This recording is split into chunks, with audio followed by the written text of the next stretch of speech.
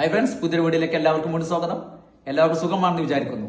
ഇന്ന് നമ്മൾ ഡിസ്കസ് ചെയ്യാൻ പോകുന്നത് +1 അപേക്ഷ കൊടുത്ത കുട്ടികളുടെ പ്രത്യേക ശ്രദ്ധയ്ക്ക് വേണ്ടിയിട്ടുള്ള ഒരു വീഡിയോ ആണ്.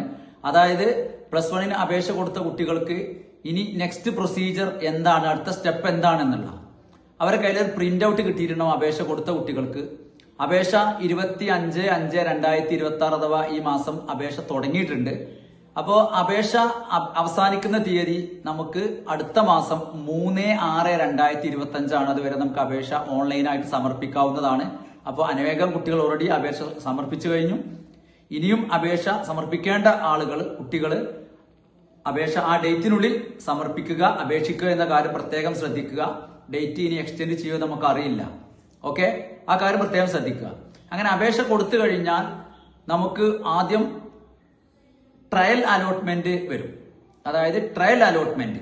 അപ്പൊ അത് നമ്മൾ എന്ത് ചെയ്യുക, നമ്മൾ ആപ്ലിക്കേഷൻ നമ്പറും നിങ്ങൾ അപേക്ഷ കൊടുക്കുമ്പോൾ എവിടെ നിന്നാണ് നിങ്ങൾ അപേക്ഷ സമർപ്പിച്ചു അവർ നിങ്ങൾക്കൊരു പാസ്വേഡ് നൽകിയിട്ടുണ്ടാവും. ആ പാസ്വേഡും അതുപോലെ തന്നെ ആപ്ലിക്കേഷൻ നമ്പർ ഉപയോഗിച്ചുകൊണ്ട് ലോഗിൻ ചെയ്ത് നിങ്ങൾ ട്രയൽ അലോട്ട്മെന്റ് പരിശോധിക്കുക. ട്രയൽ അലോട്ട്മെന്റിന്റെ ഡേറ്റ് വരുന്നത് 8-ാം തീയതിയാണ്. 8/6/2026 ട്രയൽ അലോട്ട്മെന്റ് വരുന്നത്. അപ്പൊ നമ്മൾ അപേക്ഷ പരിശോധിക്കുക, നിങ്ങൾക്ക് ഏത് സ്കൂളിലാണ് നിങ്ങൾക്ക് അലോട്ട്മെന്റ് കിട്ടിയിട്ടുള്ളത് എന്നുള്ളത്. അപ്പോൾ ആ അലോട്ട്മെന്റിൽ നിങ്ങൾക്ക് ഏതെങ്കിലും സ്കൂളിൽ കാണിക്കുന്നുണ്ടെങ്കിൽ നിങ്ങൾ ആ സ്കൂളിൽ ജോയിൻ ചെയ്യേണ്ട കാര്യമില്ല. നമുക്ക് സമാധാനിക്കാം, എനിക്ക് കിട്ടിയിട്ടുണ്ട്. അപ്പൊ സ്കൂളിന്റെ പേരും ഏത് സബ്ജക്റ്റിനാണ് കിട്ടിയിട്ടുള്ളത്, സബ്ജക്ട് കോമ്പിനേഷനും സ്കൂളൊക്കെ അവിടെ കാണിക്കും. അപ്പൊ നമ്മൾ ജോയിൻ ചെയ്യേണ്ട കാര്യമില്ല. ആ പേര് പോലെ തന്നെയാണ്, ട്രയൽ അലോട്ട്മെന്റ് ആണ്. ഒരു ട്രയൽ നടത്തുകയാണ്. അതായത് മാർക്ക് അപേക്ഷ കുട്ടികൾക്കൊക്കെ അതായത് ഇത് അപേക്ഷ കറക്റ്റ് വർക്ക് ചെയ്യുന്നുണ്ടോ, മാർക്ക് കൂടുതൽ കിട്ടിയ കുട്ടികൾക്ക് ഇത് നമ്മൾ ഉദ്ദേശിച്ച സബ്ജക്ട് കിട്ടുന്നുണ്ടോ, അതുപോലെ അത് കറക്റ്റ് ആയിട്ട് വർക്ക് ചെയ്യുന്നുണ്ടോ നമ്മൾ പറഞ്ഞില്ലേ, ട്രയൽ നോക്കുക എന്നുള്ള. അപ്പൊ ട്രയൽ അലോട്ട്മെന്റ് ആണ്. അപ്പൊ നമ്മളൊന്നും ചെയ്യേണ്ടതില്ല. അതിനുശേഷം 15/6/2025 ആ ഡേറ്റിൽ 1ാമത്തെ അലോട്ട്മെന്റ് വരും. പ്രത്യേകം ശ്രദ്ധിക്കുക, 1ാമത്തെ അലോട്ട്മെന്റ് നമ്മൾ കിട്ടിക്കഴിഞ്ഞാൽ ആ സ്കൂളിൽ നമ്മൾ എന്ത് ചെയ്യണം, ജോയിൻ ചെയ്യണം. ഏത് സ്കൂളിലാണ് നമുക്ക് 1ാമത്തെ അലോട്ട്മെന്റിൽ കിട്ടിയെങ്കിൽ ആ സ്കൂളിൽ പോയി നമ്മൾ ജോയിൻ ചെയ്യേണ്ടതാണ്. നമ്മൾ ശ്രദ്ധിക്കേണ്ട കാര്യം, ട്രയൽ അലോട്ട്മെന്റ് കിട്ടിയ ആ സ്കൂൾ തന്നെ ആയിക്കൊള്ളണം എന്നില്ല. ഫസ്റ്റ് അലോട്ട്മെന്റ് കിട്ടുമ്പോൾ മിക്കവാറും ആ സ്കൂൾ തന്നെയാണ് വരാറ്, പക്ഷേ മാറലുണ്ട്. അപ്പൊ അങ്ങനെ മാറ്റം സംഭവിച്ചു കഴിഞ്ഞാൽ 1ാമത്തെ അലോട്ട്മെന്റ് കിട്ടിയ സ്കൂളിൽ നമ്മൾ എന്ത് ചെയ്യുക, അവിടെ പോയി ജോയിൻ ചെയ്യാം. പ്രത്യേകം ശ്രദ്ധിക്കേണ്ട കാര്യം, നമുക്ക് ആ സ്കൂള് നമുക്ക് ഇഷ്ടമില്ലെങ്കിൽ നമ്മൾ ചിലപ്പോൾ കുറെ ഓപ്ഷൻ കൊടുത്തിട്ടുണ്ടാവും. അപ്പൊ നമ്മൾ ചിലപ്പോൾ ഫസ്റ്റിൽ കൊടുത്ത ഓപ്ഷനിലുള്ള അവരെ കിട്ടിയിട്ടുണ്ടാവും. ചിലപ്പോൾ 5ാമത്തെ അല്ലെങ്കിൽ 6ാമത്തെ അല്ലെങ്കിൽ 10ാമത്തെ ഓപ്ഷനാണ് കിട്ടിയെങ്കിൽ നമ്മളവിടെ ജോയിൻ ചെയ്യണം. ജോയിൻ ചെയ്യുമ്പോൾ പ്രത്യേകം അവരോട് പറയണം, ഞാൻ വേറെ സ്കൂളിൽ കിട്ടിക്കഴിഞ്ഞാൽ അടുത്ത അലോട്ട്മെന്റ് ഞാൻ വെയിറ്റ് ചെയ്യാണ്. അപ്പൊ സ്കൂള് മാറിക്കഴിഞ്ഞാൽ അല്ലെങ്കിൽ ഞാൻ വേറെ അടുത്ത അലോട്ട്മെന്റിൽ എനിക്ക് അടുത്ത സ്കൂളിൽ കിട്ടിക്കഴിഞ്ഞാൽ ഇവിടുന്ന് പോകും, ഞാൻ സ്കൂൾ ട്രാൻസ്ഫർ ചെയ്യൂട്ടോ എന്ന് അവരോട് പറയാം. അപ്പൊ അവരെന്താ ചെയ്യുക വെച്ചാൽ നിങ്ങളുടെ ടെമ്പററി അഡ്മിഷൻ ആണ് അവിടെ എടുക്കുക. അതാണ് ശ്രദ്ധിക്കേണ്ട കാര്യം. അത് പ്രത്യേകം നിങ്ങൾ ജോയിൻ ചെയ്യുമ്പോൾ പറയണം. അതേസമയം നിങ്ങൾക്ക് 1ാമത്തെ അലോട്ട്മെന്റിൽ തന്നെ കിട്ടിക്കഴിഞ്ഞു. 1ാമത്തെ അലോട്ട്മെന്റിൽ നിങ്ങൾക്ക് 1ാമത്തെ ഓപ്ഷൻ തന്നെ കിട്ടി. ശ്രദ്ധിക്കുക, 1ാമത്തെ അലോട്ട്മെന്റിൽ ഫസ്റ്റ് സ്കൂള് 1ാമത്തെ സ്കൂൾ ഏതാണ് കൊടുത്തത് അത് തന്നെ കിട്ടിക്കഴിഞ്ഞാൽ പിന്നെ നിങ്ങൾക്ക് അവിടെ ഒരു ടെമ്പററി അഡ്മിഷനോ കാര്യങ്ങളോ ഇല്ല. കാരണം നിങ്ങൾ ഉദ്ദേശിച്ചത് 1ാമത്തെ ഓപ്ഷൻ നമ്മൾ 1ാമത്തെ കൊടുക്കുമ്പോൾ നിങ്ങൾക്ക് അതാണല്ലോ കിട്ടേണ്ടതാണ്, നമ്മൾ ആദ്യം കൊടുക്കുക. അപ്പൊ അതെന്തായി, നിങ്ങളത് പെർമനന്റ് ആയിക്കൊണ്ട് അവിടെ അഡ്മിഷൻ എടുക്കണം എന്ന് മനസ്സിലാക്കുക. പിന്നെ നിങ്ങൾക്ക് അവിടെ ഒന്നും ചെയ്യാൻ കഴിയില്ല. ആ കാര്യം പ്രത്യേകം ശ്രദ്ധിക്കുക. പിന്നെ അതേപോലെ തന്നെ അതുപോലെ തന്നെ ഇത് 1ാമത്തെ അലോട്ട്മെന്റ് ഞാൻ പറഞ്ഞത് 15/6/2026 അഥവാ ജൂണിൽ ആണെന്ന് പറഞ്ഞു.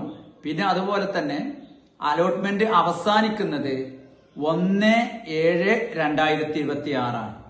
ജൂലൈ 1ാം തീയതിയാണ് അലോട്ട്മെന്റുകളൊക്കെ അവസാനിക്കുക. എന്ന് പറഞ്ഞാൽ ഫസ്റ്റ് അലോട്ട്മെന്റ് 15ാം തീയതി വന്നാൽ പിന്നെ സെക്കൻഡ് അലോട്ട്മെന്റ് ഉണ്ട്, തേർഡ് അലോട്ട്മെന്റ് ഉണ്ട്. അപ്പൊ ഈ ലാസ്റ്റ് അലോട്ട്മെന്റുകൾ അവസാനിക്കുന്നത് 1/7/2026 ആണ്.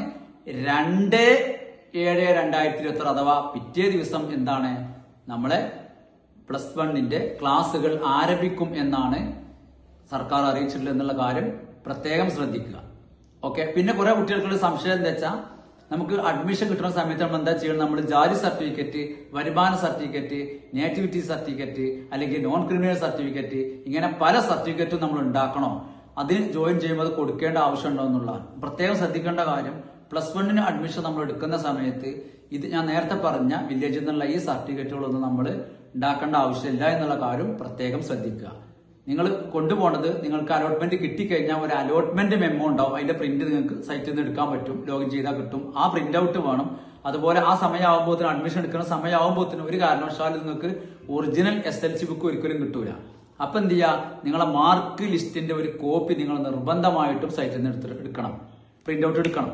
അതായത് എന്റെ ഫോണിലുണ്ട്, ഞാൻ ലിസ്റ്റ് മാർക്ക് നോക്കിയിട്ടുണ്ട്, അല്ലെങ്കിൽ സ്ക്രീൻഷോട്ട് ഉണ്ട് എന്ന് പറഞ്ഞിട്ട് കാര്യമില്ല, അവർക്ക് ഫയലിൽ വെക്കേണ്ടതാണ്. അപ്പോൾ ആ എവിടുന്നാണ് നിങ്ങൾ പ്രിന്റ് ഔട്ട് അലോട്ട്മെന്റ് കിട്ടിയതിന്റെ പ്രിന്റ് ഔട്ട് എടുക്കണോ, അവിടുന്ന് എന്ത് ചെയ്യുക, ആ മാർക്ക് ലിസ്റ്റിന്റെ ഒരു കോപ്പി എടുക്കുക.